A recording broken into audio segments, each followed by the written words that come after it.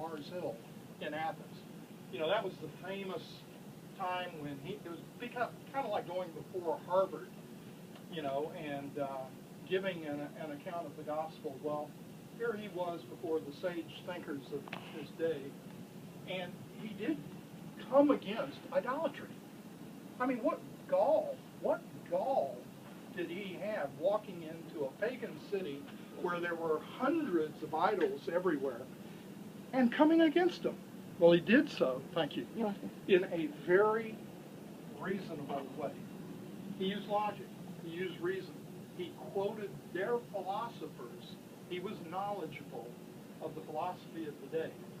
Why? Because St. Peter says, always be prepared to make a defense to anyone who asks you for a reason for the hope that's in you. When we go on college campuses in Georgia, what are the three things we do in Georgia? Educate, educate, educate.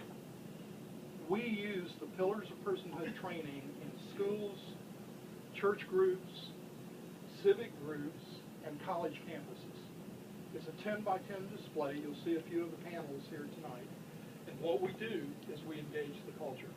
And invariably, it leads to the question of, well, why do you believe the way you believe? Because I'm a Christian, because I believe there's a personal God.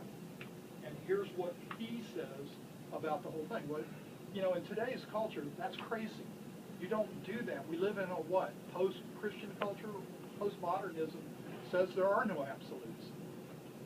What we are actually doing is returning back to the roots of where we were. And Paul really, you know, and forgive the expression, but this is what we say in South Georgia. I mean, he mooned them on the courthouse steps.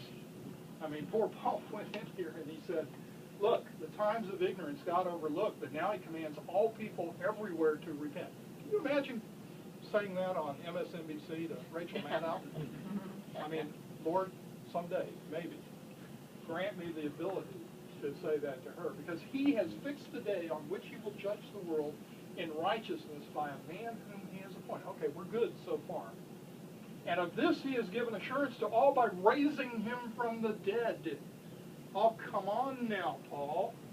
They heard, some of them heard, and they mocked. Well, of course they did. They were Greeks. Reason, knowledge, and that was far outside their realm. Paul didn't hold back. And guess what happened 280 years later? Can anybody tell me? 290? The whole culture was captured for the gospel of Jesus Christ that he represented right here to this culture. Can it be done? Yes, it can be done. We've seen pagan cultures all over the world accept the sanctity of life and human dignity through this manner. Paul was faith-based. Faith-based. And this is where the movement started and where we're going to go in just a minute. Personhood USA, as an organization, is both Christ-centric, gospel-oriented, biblical worldview, and faith-based, to say the least. We're not ashamed. And already, look at what's been accomplished. Did any of you see the first ever pro-life presidential forum that took place in South Carolina 2 years ago? Didn't see that? National Right to Life, AUL, Susan B. Anthony have never put on a presidential forum where they came. Personhood USA did, and they all came, except for Mitt Romney.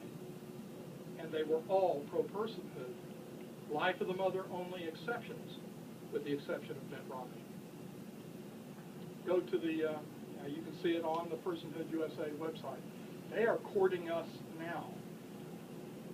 There are a number of reasons that I can't divulge yet that will come public later that will show the depth of the influence that we're having on national political scene simply because of our stance, and a bold one at that.